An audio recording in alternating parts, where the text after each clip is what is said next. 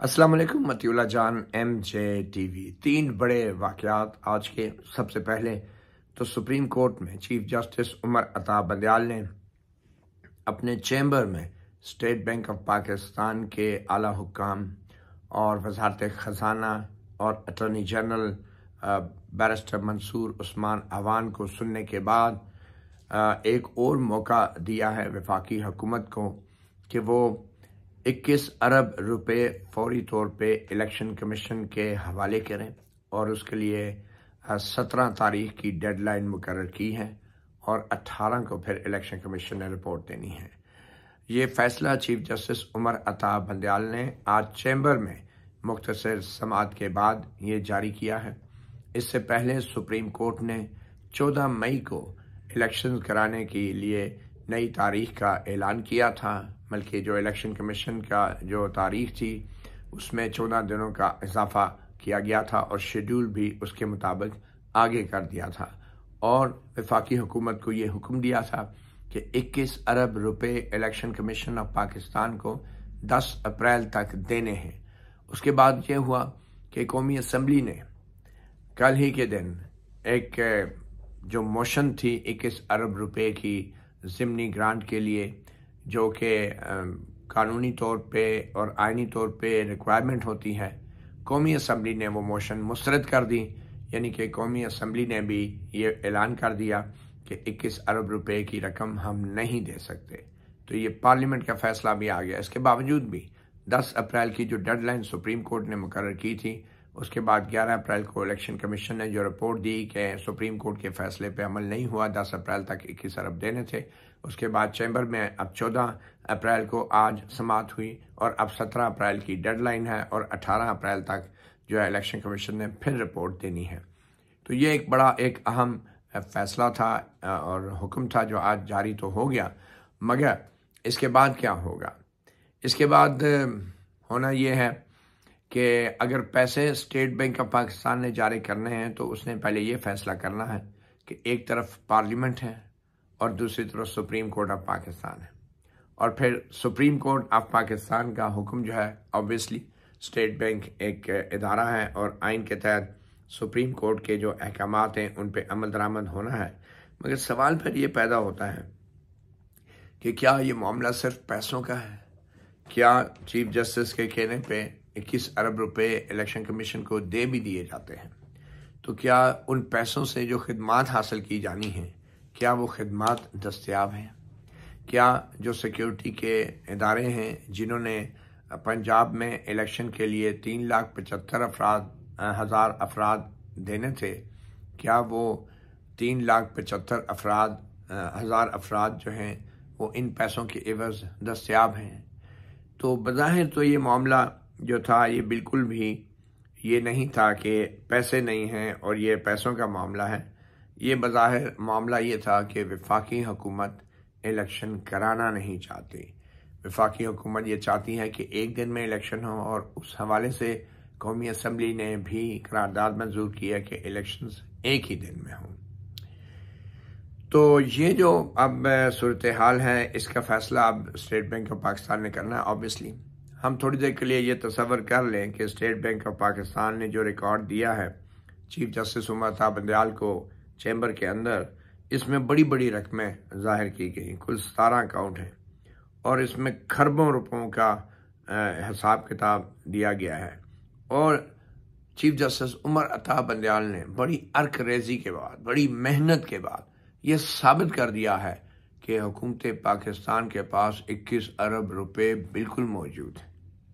ये बड़ी मेहनत के बाद साबित किया गया। मुझे तो नहीं लगता कि ये एक इशू भी था कि 21 अरब है हुकूमत के पास या नहीं, मगर सुप्रीम कोर्ट ने जानबूझ के इस इशू को ऊपर लाकर ये साबित करने की कोशिश की कि मसला सिर्फ 21 अरब रुपए का था और दूसरे मामलात पे सुप्रीम कोर्ट ने जाने की जहमत ही नहीं फरमाई। जैसा कि आइन में है कि इलेक्शन में निगरान हुकूमत होनी चाहिए, तो अगर पंजाब में निगरान आ गए तो वफाक में नहीं होंगे तो इलेक्शन कैसे शफाफ होंगे? फिर निगरान हुकूमत का ज़रूरत क्या है अगर सूबों में है और वफाक में नहीं है और इलेक्शन भी हो रहे हैं? तो इस तरफ सुप्रीम कोर्ट गई नहीं और जानबूझ के पैसों को, सिर्फ 21 अरब रुपए की रकम को इशू बना के चीफ जस्टिस उमर अता बंदयाल ने आज भी पूरा कोई 4-5 सफ़ों का ऑर्डर लिख दिया और हुकूमत पाकिस्तान जो एक एटमी ताकत है हमारी, उसके पूरे जो अकाउंट है 17 वो सारे ये साबित कर दिया कि 21 अरब रुपए तो मिल सकते हैं। बहरहाल बहुत मेहनत की चीफ जस्टिस उमर अता बंदयाल ने उस चीज़ को साबित करने में, जिस चीज़ को साबित करने के लिए मेरे ख्याल में अवाम का टैक्स और पैसा और वक्त जो है ज़ाया करना ज़रूरी नहीं था।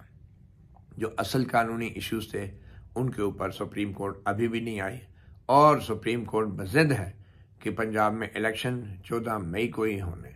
आज 14 अप्रैल है, 1 महीने बाद 14 मई को इलेक्शंस होने हैं, लेकिन पूरे पाकिस्तान क्या पूरे पंजाब में आप देख लें, कहीं से भी ये नहीं लग रहा कि यहाँ पे इलेक्शन की तैयारियां हैं।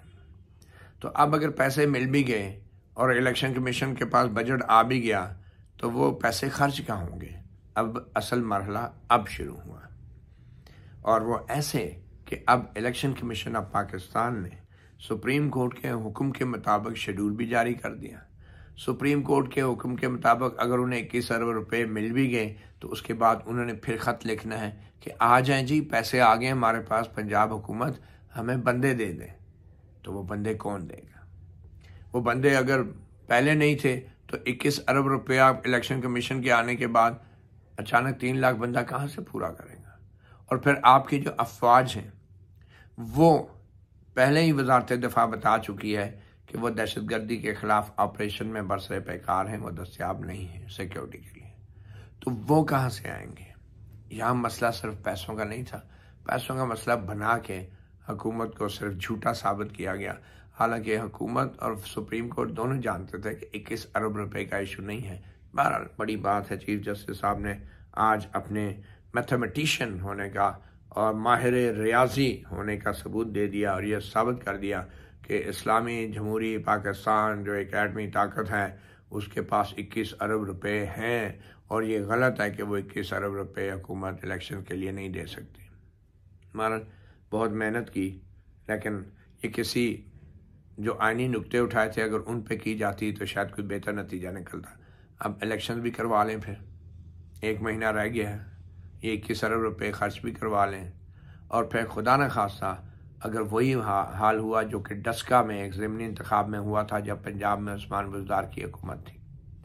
20 प्रिजाइडिंग अफसर अगवा हुए, तहकीकात की इलेक्शन कमीशन ने, इंकशाफात हुए कि DPO डस्का की सरबराही में एक इजलास में PTI के लीडरान फरदौस हाशिकवान, उस्मान डार, आसिफ सोनी जो कारोबारी शख्सियत हैं, उन नोटों के गड्ढे लेके DPO के सरबराही में एक इजलास में जो है वो बांटते रहे प्रिजाइडिंग अफसरों में लाखों लाखों रुपयों की गड्डियाँ।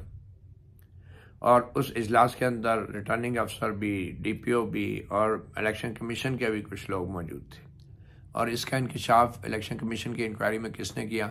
एक DSP साहब होते थे, DSP जुल्फ़कार विर्क या विर्क साहब, उन्होंने ये इंकशाफ किया और वो रिटर्न हमारे जो ज़राए हैं, MJ TV ने भी ये पहले ब्रेक किया था, जो डॉक्यूमेंट हाथ लगा उसमें रिटर्न उन्होंने साइन करके बयान दिया कि ये पैसे उसकी नज़रों के सामने बांटेंगे। और प्लान ये था कि जहाँ पे PTI के ज़्यादा वोट हैं वहाँ पे वोट ज़्यादा डाले जाएंगे और जहाँ पे कम है उधर फायरिंग फुरिंग करके लोगों को भगा भगू के उधर वोट नहीं डालने दिए जाएंगे, बाद में थैलों को वोटों से भरा जाएगा। और वही कोशिश की गई थी। इतने बड़े इंकशाफात होने के बाद हुआ क्या? लाहौर हाई कोर्ट के जस्टिस शुजात अली खान साहब ने स्टे ऑर्डर दिया, 5 महीने इंक्वायरी रोके रखी, यानी यकीन करें इंक्वायरी रोके रखी। फिर उसके बाद फैसला क्या आया कि ये इंक्वायरी हो ही नहीं सकती, ये तो अपने अपने महकमों में जाए। और जब वो अपने अपने महकमों वाला ऑर्डर आ गया उसके खिलाफ इंट्रा कोर्ट अपील फाइल की गई लाहौर हाई कोर्ट में। वो अपील 2 जजों के सामने वो अभी भी पेंडिंग है मेरे ख्याल में, जो आखिरी खबरें आने तक, या एक खबर ये भी थी कि शायद वो खारिज हो गई है, मगर हुआ कुछ भी नहीं, वो इंक्वायरी ख़त्म। और अब सुप्रीम कोर्ट फिर जो है इलेक्शन कराने पे मुसिर है, किसी को कोई खौफ नहीं है। जिन जिन पुलिस अफसरों ने, ब्यूरोक्रेसी ने PTI का साथ दिया उसको बचाने के लिए लाहौर हाई कोर्ट भी तैयार हो गई। और बाकी जो थोड़ी बहुत अब कसर रह गई है वो सुप्रीम कोर्ट फौरी इलेक्शन की जिद में पूरा करना चाह रही है, ताकि क्योंकि सबको ये तासुर है शायद कि PTI इसमें एक हवा बनी और वो पंजाब में इलेक्शन स्वीप करेगी और फिर पूरे पाकिस्तान में जब भी होंगे तो होंगे। मामला सिर्फ पंजाब का था। पंजाब के 3 मुअज़्ज़ज़ जजों ने, justice Umar Ata Bandial, justice Ejazul Hasan, justice Munib Akhtar, जो बाद में सिंध के कोटे से सिंध हाई कोर्ट में गए थे, हैं बेसिकली पंजाब के, ये भी खबर है, तो उन्होंने सिर्फ लाहौर के तख्त का फैसला करना था जो कर दिया। तो अब करा ले इलेक्शन, ठीक है, 21 अरब रुपये भी आ जाएगा, सरकारी मुलाजमों का क्या है। और 21 अरब रुपये जैसे पाकिस्तान के पास थे नहीं और शहबाज शरीफ की हुकूमत कहती हमारे पास है नहीं और बरामद हो गए, ये कोई बहुत बड़ी बात थी। तो बहरहाल इस फैसले के आने के बाद भी अब जो है वो बॉल जो है वो ज़ाहिर बात है इलेक्शन कमीशन के पास है, और इलेक्शन कमीशन से गेंद जब जाएगी मुतल्लिका इदारों तक तो फिर पता लग जाएगा। अब देखें 17 तारीख डेडलाइन है, यानी आज से 3 दिन बाद, जब वफाकी कानून नाफिज करने वाले इदारों ने भी रिपोर्ट देनी है और ये बताना है कि आया वो सिक्योरिटी के लिए अफरादी कुव्वत दे सकते हैं नहीं। अफवाज पाकिस्तान, वजारत दाखिला, रेंजर्स, नीम फौजी दस्ते और उसके बाद पुलिस, वफाकी हुकूमत की और दूसरे लोग। तो क्या ये तैयार हैं? ये अब 17 तारीख की डेडलाइन तक इलेक्शन कमीशन ने अब रिपोर्ट जमा करानी है कि इन वफाकी इदारों ने क्या। पंजाब ने तो पहले ही 11 अप्रैल तक दे दी थी, 10 तारीख तक, अब वफाकी इदारों का इम्तिहान है। तो उससे पहले आज एक बड़ा अहम एक और वाक़या भी हुआ आज ही के दिन, जिस रोज़ ये ऑर्डर आया, और इस ऑर्डर में अब 18 अप्रैल डेडलाइन है, फंड की भी ट्रांसफ़र की 18 अप्रैल को रिपोर्ट जमा होनी है, और वफाकी कानून नाफिज करने वाले इदारों की भी रिपोर्ट तब तक पुराने हुक्म के तहत आ जाएगी कि वो क्या अफरादी कुव्वत देंगे नहीं। तो बहरहाल जी, पहे तो आ गए, पैसे तो आ गए, लेकिन इन पैसों का अब होगा क्या, करना क्या है। बाजार में ढूंढेंगे पैसे लेके, लेकिन माल मिलेगा तो इलेक्शन होंगे। तो आज जो दूसरा बड़ा काम हुआ है, जिसका ताल्लुक बराह रास्त वफाकी हुकूमत के इदारों की अब रिपोर्ट से है कि वो उनके पास अफरादी कुव्वत है देने के लिए या नहीं, और वो काम ये हुआ है कि कौमी असम्बली के अंदर आज एक खुफिया इजलास हुआ, जिसमें army chief general Asim Munir, Hafiz Asim Munir, और जनरल नदीम अंजुम जो कि ISI के सरबराह हैं, उन्होंने ब्रीफिंग दी है खुफिया मुल्क की सलामती की सूरत हाल से। उस ब्रीफिंग में बज़ाहिर बहुत सी बातें हुई हैं, और हम ये भी सुनने में आ रहा है कि उसमें कोई ये चीज़ वाज़ेह हो गई है कि कोई ग्रैंड ऑपरेशन जो है वो मुल्क में कोई ख़ास नाम के साथ, राह रास्त, वो जो पहले आता रहा, राह नजात, और ये जो वज़ीरिस्तान में शुरू हुआ था रद्दुल फसाद, तो इस तरह का कोई नाम वाला कोई बड़ा ऑपरेशन नहीं होगा। इंटेलिजेंस बेस्ड ऑपरेशन होंगे, और वो पिछले 10 साल से जारी हैं, और वही उनका तसलसल जारी रखा जाएगा। मगर इन ऑपरेशन में बज़ाहिर अब तेज़ी आएगी, क्योंकि सारी बात है कालतम तंजीम तालिबान से मुज़ाकरात नाकाम हो गए, तो उसके बाद उसका कोई ना कोई नतीजा तो निकलना है ना, तो उसमें तेज़ी ज़रूर आएगी, और उसमें ऑब्वियसली हमारी जो मैन पावर है वो पहले से ज़्यादा इन्वॉल्व होगी।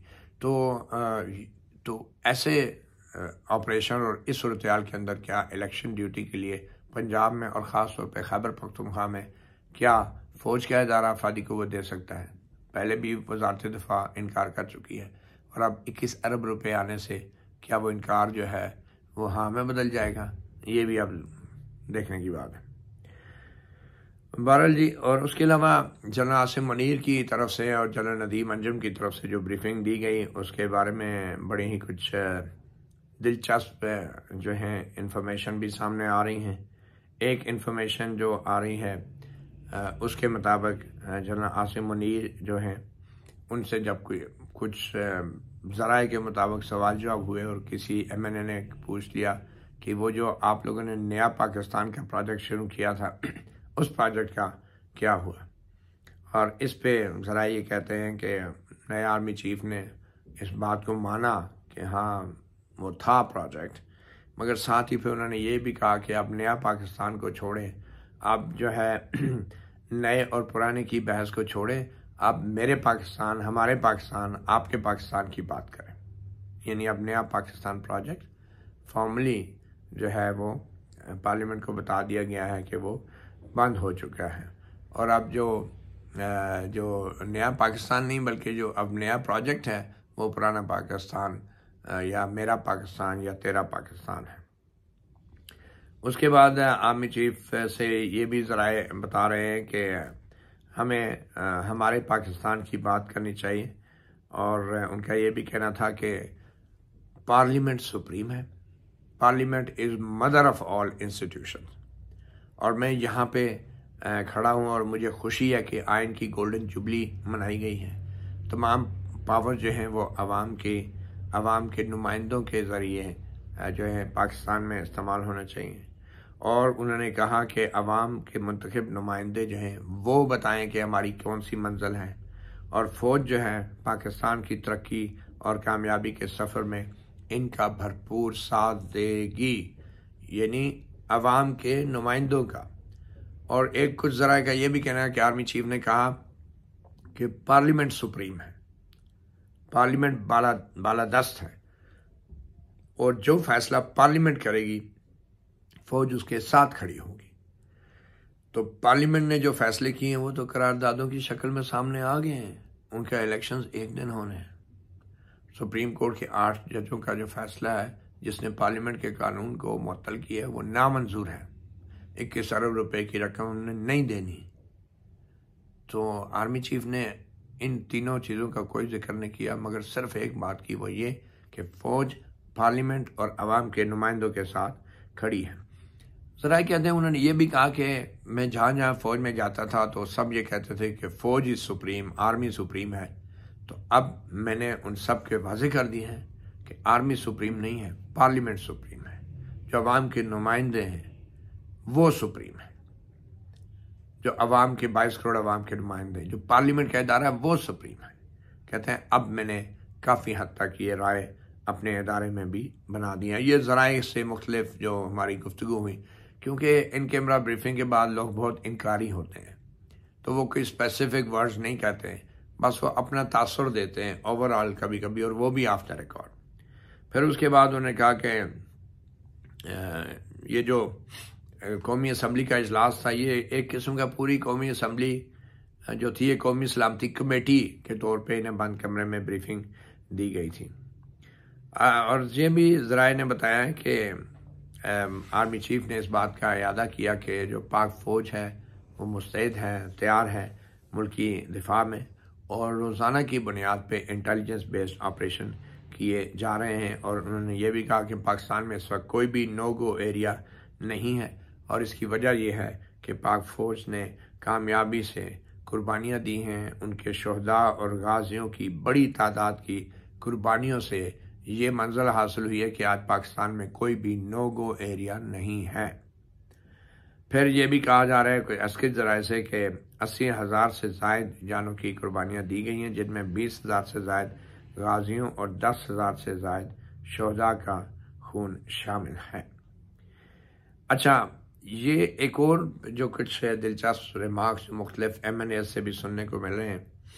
उन्होंने कहा है कि जो पहले जैसे बात हुई कि मैं फ़ौज के मुख्तलिफ शोबों में जाता था तो कहते थे फ़ौज सुप्रीम है, ये तो मैंने उन्हें कह दिया कि भाई पार्लियामेंट सुप्रीम है और हम एक मतहत इदारा हैं। सबको बता दिया कि अवाम और पार्लियामेंट सुप्रीम है। फिर उन्होंने ये भी कुछ सोर्सेज ने बताया कि जलाल सुमनी ने कहा कि माजी में जो हम मुज़ाकरात कालअदम तंजीम तालिबान से करते रहे हैं वो भी हमारी बहुत बड़ी गलती थी, और वो गलत हिकमत अमली थी। हमें अफ़गानिस्तान के बारे में एक वाज़ेह और ठोस पॉलिसी अपनानी होगी। वाज़ेह और ठोस पॉलिसी से अब मुराद क्या है? ऑब्वियसली उसमें फिर ये होगा कि अफ़गान हुकूमत या तो ज़िम्मेदारी ले या फिर पाक फ़ौज को अज़ खुद पाकिस्तान की हुकूमत को कार्रवाई करनी पड़ेगी। अब यही वाज़ेह और ठोस हो सकती है, इसके अलावा क्या वाज़ेह और ठोस होगी? फिर आगे जाके कहते हैं कि पॉलिसी बनाना वज़ीर आज़म और हुकूमत का काम है, हमारा काम सिर्फ अमल दरामद करना है। एक दिलचस्प बात यह भी है कि एक मौके पे आर्मी चीफ ने यह भी कहा ज़राए के मुताबिक कि आर्मी एक मशीन है जिसका बटन आपके वज़ीर आज़म के पास है, आपके वज़ीर आज़म बॉस है। तो और ये वो मशीन है, एक ज़राए ने कहा कि वो उन्होंने कोई लफ्ज़ इस्तेमाल किया जो कि कीमा बनाने वाली मशीन के लिए होता है। तो और साथ ही उन्होंने कहा कि इस मशीन का जो बटन है वो आपके प्राइम मिनिस्टर शहबाज शरीफ के हाथ में है। तो फौज तो एक मशीन है और उसका बटन वज़ीर आज़म के हाथ में है। अब मुझे मालूम नहीं वो कीमा बनाने वाली खैर से या कीमा खाने वाली, मगर कीमा बनाने वाली मशीन ही लग रहा है जिसका बटन जो है वो प्राइम मिनिस्टर के पास है। तो ये तो आर्मी चीफ की आज खुफिया ब्रीफिंग की थी, लेकिन एक जो सबसे स्ट्रॉन्ग मैसेज दिया कि हम पार्लियामेंट के साथ हैं और पार्लियामेंट एक सुप्रीम इदारा है, और एक ऐसे मौके पे आर्मी चीफ और इंटेलिजेंस चीफ का पार्लियामेंट में आके पार्लियामेंट को अपनी वफादारी का, आइन से वफादारी का यकीन दिलाना, पार्लियामेंट से वफादारी का यकीन दिलाना बहुत बड़ा मायने रखता है। और मेरे ख्याल में यही एक जवाब है जो अब 18 तारीख को इलेक्शन कमीशन की तरफ से सुप्रीम कोर्ट को भी पहुंचा दिया जाएगा कि जो मौक़िफ़ पहले वज़ारत दिफा और दूसरे इदारे वज़ारत दाखिला अपना चुके हैं अफरादी क़ुव्वत और सिक्योरिटी के हवाले से, वो वही मौक़िफ़ है, वही जवाब है। 21 अरब रुपए का आपने हुक्म दे दिया था, हमने वो भी कंप्लाई कर दिया, पैसे भी आपने ले लिए। उसके बाद अब आपने अगर बज़ाहिर इलेक्शन कराने, जो मुझे लग रहा है कि ये मतलब एक खामोश पैगाम जैसे चीफ जस्टिस उमर अता बंदियाल साहब ने भी दिया था, और जस्टिस मुजाहिद नकवी साहब को साहब बिठा के, तो इसी तरह चीफ जस्टिस उमर अता बंदियाल साहब को भी एक खामोश पैगाम दिया जा रहा है कि इलेक्शन कराने तो फिर आगे करा लें, और फिर जिस तरह डस्का में हुआ था फिर उसकी जिम्मेदारी भी फिर आप खुद ही कर लीजिएगा, क्योंकि ना आप इंक्वायरी भी फिर नहीं करने देते इलेक्शन कमीशन को, कंटेम्प्ट ऑफ कोर्ट की कार्रवाइयाँ भी आप लोग स्टे कर देते हैं, और फिर उसके बाद इलेक्शन कमीशन जब कोई वारंट जारी करता है किसी की पेशी के लिए तो वारंट भी आप मुअत्तल कर देते हैं, और फिर कहते हैं इलेक्शन भी कराओ। तो ठीक है, पैसे आपने जारी कर दिए, अब आप जाने और इदारे जाने, अगर इदारे सिक्योरिटी नहीं देते तो ज़रा समझें, आपकी भी इज्जत हो गई, हुक्म की पाबंदी होगी, नोटिफिकेशन जारी हो गया, पैसे जारी हो गए। अब अगर आप ये चाहते हैं कि बगैर सिक्योरिटी के, बगैर अफरादी क़ुव्वत के हम इलेक्शन करा दें, तो फिर आप खुद आके खड़े होकर इलेक्शन करा लें पंजाब में। फिर यही होगा कि 3 रुकनी बेंच लाहौर में एक 24 घंटे का बेंच लगा लें, और बल्कि जो इलेक्शन कंट्रोल रूम होगा उसमें बैठिए और करवाता रहे पूरे सूबे में इलेक्शन। तो ये एक बहुत बड़ा अब इम्तिहान है, और सुप्रीम कोर्ट को भी इस हवाले से बड़ा सोचना होगा कि खुदा न खास्ता पाकिस्तान के सबसे बड़े सूबे में कहीं ऐसे इलेक्शन ना हों कि जिनसे पाकिस्तान और जमहूरियत का फ़ायदा होने की बजाय उल्टा नुकसान हो जाए, और बाद में मुअज़्ज़ज़ जजेस हज़रात हाथ झाड़ के कहते हैं मैं तो रिटायर हो रहा हूँ, मैं जा रहा हूँ, हमारा क्या है, हमने तो एक हुक्म दिया था, नहीं हुआ तो नहीं हुआ। इस तरह के हालात में फिर छोड़ के जाने की भी इजाज़त फिर शायद इतनी आसानी से नहीं मिलेगी। फिर शायद इस हवाले से बहुत कुछ सवाल जवाब भी होंगे और शायद हिसाब किताब भी होगा। तो ये तो हो गया इलेक्शन के हवाले से ऑर्डर। एक और जो तीसरी दिलचस्प बात हुई है, जो तीसरी आम खबर है, वो है एक बिल, एक प्राइवेट मेंबर बिल असम्बली में लाया गया है। शिजा फातिमा जो है मने हैं नून लीग की, उनकी तरफ से उसमें कहा गया है कि जो सुओ मोटो का सुप्रीम कोर्ट का अख्तियार है, जिसके हवाले से जो पुराना कानून था वो सुप्रीम कोर्ट ने मुअत्तल कर दिया है, तो आज एक नया कानून एक प्राइवेट मेंबर की तरफ से, हुकूमत की तरफ से नहीं, प्राइवेट मेंबर शिजा फातिमा की तरफ से टेबल किया गया कौमी असम्बली में। और वो भी बड़ी दिलचस्प चीज़ है। उसमें कहा गया है कि उसमें ये तो नहीं कहा गया कि चीफ जस्टिस का जो बेंच बनाने का अख्तियार है, वो बेंच बनाने का अख्तियार जो है वो 3 जजों को दे दिया जाए। इस नए बिल में ये नहीं कहा गया। अब एक किस्म का एक दूसरी कोशिश है, उसमें ये कहा गया कि कम से कम अपील का राइट दे दें, क्योंकि पहले वाला जो कवायद है उनके मुताबिक अपील नहीं होती, नज़रसानी होती है, और नज़रसानी बड़ी महदूद होती है कि जज एक दफ़ा दूसरी नज़र डालते हैं और वही जज सुनते हैं अपने ही फैसले पे कि हमसे कोई गलती तो नहीं होगी, ऊपर ऊपर देखा सतह पे कोई गलती हो तो ठीक है, वरना नहीं। अपील में होता है कि नए सिरे से केस दोबारा सुना जाता है। तो ये जो प्राइवेट मेंबर बिल है, इसमें तजवीज़ कर रहा है कि जो सुओ मोटो अख्तियारात अगर चीफ जस्टिस बेंच बना भी देते हैं अपनी मर्जी का, तो कम से कम उस फैसले के खिलाफ एक अपील का हक हो, और वो अपील जो है वही बेंच ना सुने बल्कि दूसरे जजेस सुने और लार्जर बेंच सुने, और उस अपील के अंदर जो वकील हैं वो भी बदलने का अख्तियार हो, क्योंकि अभी नज़रसानी में वकील भी नहीं बदल सकता, जज भी वही होते हैं और बहस भी ज़्यादा नहीं करने देते। तो एक प्राइवेट मेंबर बिल है और उसको टेबल करने की इजाज़त दे दी गई है अक्सरियत राय से। वो बिल अब बाकायदा कौमी असम्बली में टेबल हो गया। और दिलचस्प बात यह है कि वज़ीर कानून आज़म नज़ीर तारड़ साहब ने खड़े होके उस बिल की तारीफ़ की है और कहा है कि इससे हज़ारों लोगों को फ़ायदा होगा, और फिर ये भी कहा है कि इस बिल से अपील करने का हक़ मिलेगा और इस बिल से पहले भी जो सू मोटो के मुकदमात जो तय हुए हैं उनको भी मज़ीद 60 दिन के अंदर अपील दायर करने का जो है वो हक़ मिल जाएगा। मतलब वो जो हिस्सा था ना कि नवाज शरीफ साहब या जहांगीर तरीन जो भी नायल हुए उनको भी अपील करने का हक़ मिलेगा, वो पुराने कानून में जो चीज़ डली हुई थी और जो अब सुप्रीम कोर्ट ने और जजों ने उड़ा के आधी मुअत्तल कर दी, मतलब मुअत्तल ही होगी, बस फ़ारिग कर दिया, हालांकि वो अभी बना भी नहीं था कानून। तो उसमें से वो वाला हिस्सा जो है इस प्राइवेट मेंबर बिल में भी डाल दिया गया है कि अपील का हक़ पुराने फैसलों के ऊपर भी होगा। नए जज सुनेंगे, लार्जर बेंच सुनेगा और नए वकील के साथ भी वो पेश हो सकते हैं। तो ये एक नया कानून है, ये एक किस्म का शायद एक बारगेनिंग है जो की जा रही है, जिसको कहते हैं टैसिट बारगेनिंग, यानी बगैर बोले आप इशारों के नाम में आप ऐसे एक्शन लेते हैं कि जो मुखालिफ है वो समझ रहा हो और वो फिर दूसरे एक्शन से उसका जवाब दे रहा हो।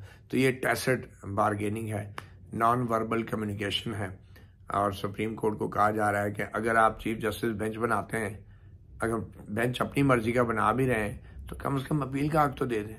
तो मेरे ख्याल में जो ये एक प्राइवेट मेंबर बिल मूव किया गया है, ये भी एक खामोश पैगाम है चीफ जस्टिस उमर अता बंदयाल और उनके दो साथी जजों को, जस्टिस इजाजुल हसन और जस्टिस मुनीब अख्तर को, कि अगर वो कानून आपको बेंच की तश्कील का अख्तियार अपने पास रखना है तो कम से कम फिर वो जो रिव्यू और अपील है उस वाला हिस्सा तो बरकरार रखे, या फिर जो नया ये कानून आएगा, ये अब जो टेबल हो गया है तो ये आहिस्ता आहिस्ता चलते चलते ये मामला जो है ये मतलब कि चीफ जस्टिस साहब अगर 5 महीने के अंदर ये प्राइवेट मेंबर बिल मंजूर ना भी हुआ तो आपकी रिटायरमेंट के बाद अक्टूबर तक हो जाएगा, तो आपके सारे फैसले तो फिर भी अपील में ही जाने हैं, क्योंकि प्राइवेट मेंबर बिल को भी जो है ना टाइम लगता है। ये पहले अभी कमेटी में हो सकता है जाए, फिर असम्बली में आए, फिर मंजूर हो, फिर सेनेट में जाए, फिर कमेटी में उधर पड़ा रहे, फिर वापस आए सेनेट में, वहाँ से मंजूर हो, और फिर सदर आरिफ अलवी के होते हुए सदर साहब भी फिर सितंबर में रिटायर हो रहे हैं, उनकी जगह नया सदर आना है और नया सदर इसी पार्लियामेंट में सुनना है। और शायद यही वजह है कि जनरल इलेक्शंस की तारीख जो है वो अक्टूबर में रखी गई है कि नया सदर यही वाली पार्लियामेंट चुने, और फिर जो काम सदर आरिफ अलवी इस हुकूमत के साथ कर रहे हैं तो कम अज़ कम वही काम अगली हुकूमत के साथ जो है इस PDM का सदर जो है वो करता रहेगा, और फिर कानून भी ये प्राइवेट मेंबर बिल का तब तक सदर तक पहुंच जाएगा, अपने सदर के तक पहुंच जाएगा। और अगर पुराने चीज़ें अगर हुई भी तो ऑब्वियसली वो कानून बन जाएगा, तो फिर जब वो कानून बन जाएगा तो कम से कम अपील का हक़ ज़रूर मिल जाएगा। Bench chief justice Umar Ata Bandial की मर्ज़ी का और अपील का हक़ जो है वो उन लोगों का जो सू मोटो के फैसलों से या चीफ जस्टिस के बनाए हुए बेंचों से मुतासरा होंगे। तो ये थी 3 बड़ी खबरें। अब देखें आने वाले दिन बहुत अहम है, और एक बार फिर ये मैं कहूँगा, पैसा सब कुछ नहीं होता और हुकूमतों के पास तो बहुत पैसा होता है। 21 अरब रुपए बहुत छोटी रकम है, और इसको साबित करने के लिए इतने कागज़ काले करने की ज़रूरत नहीं थी कि कौमी ख़जाने में 21 अरब रुपए पड़े हैं। मतीउल्लाह जान MJ TV से इतना ही, इजाज़त दीजिए, अल्लाह हाफिज़।